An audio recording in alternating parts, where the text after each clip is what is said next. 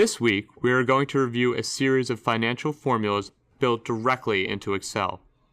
Excel has become a very powerful financial calculator that can function to fulfill many people's unique needs, from financial modeling, stock analysis, loan and bond calculations, to much more. During this section, we are going to explore a small portion of Excel capabilities and go over some of the most commonly used formulas. I encourage you to review the financial dropdown under the formula ribbon to get a better sense of the full range of capabilities that Excel has. The first two formulas we're going to review are common tools in business modeling. That could be either company valuations, project reviews, investment supports, etc., and are cornerstones of finance. The first is net present value. For those needing a quick finance refresher, net present value, or NPV, is the value of future dollars in terms of today's dollars, discounted based on a given discount rate.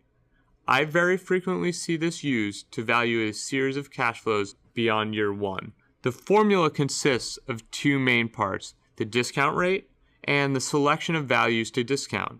It's important to keep in mind that the first value being discounted is assumed to be the end of the first period and will be discounted one time. Other things to keep in mind are values need to be equally spaced.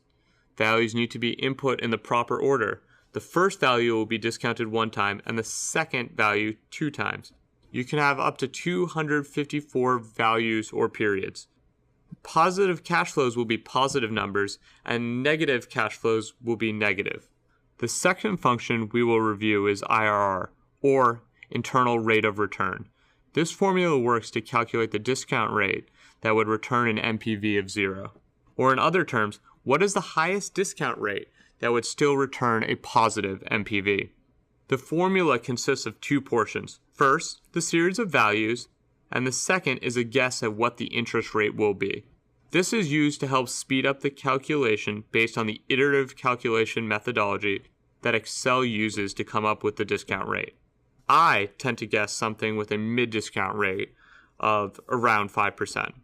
Similar to the NPV, we have a few things that we need to keep in mind when using this formula. Values must contain at least one positive value and one negative value to calculate the internal rate of return.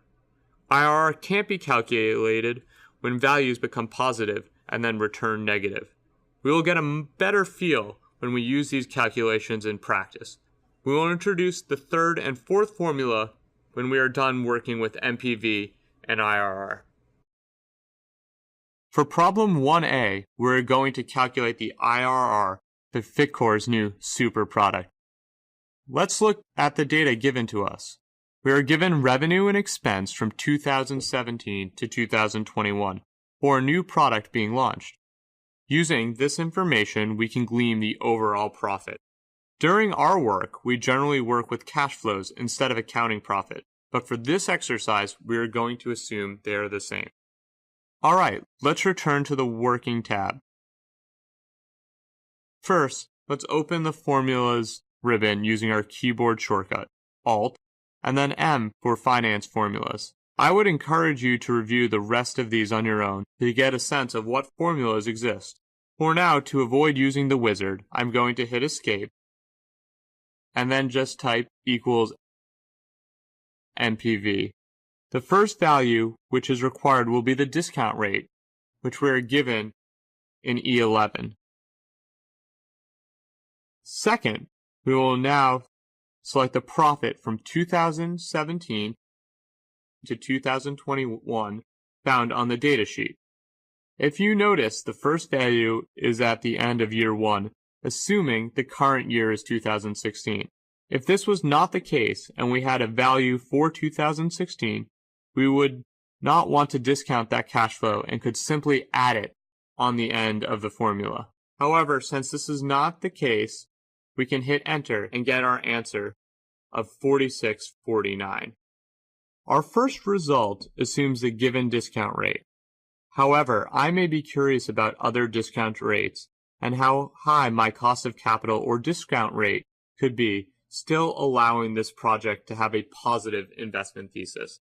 To do this, I would use the IRR function. First, I would type equals IRR, and then select the same values from the dataset. Please notice that the cash flows start with a negative and then transition to a positive value without returning back to the negative.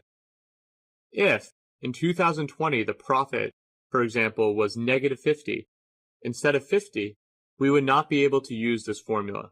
Second, I am going to guess a discount rate of 5%. Our answer is 36%, a very high discount rate. I frequently use these formulas together after building out complicated Excel models to help value and determine different investment theses.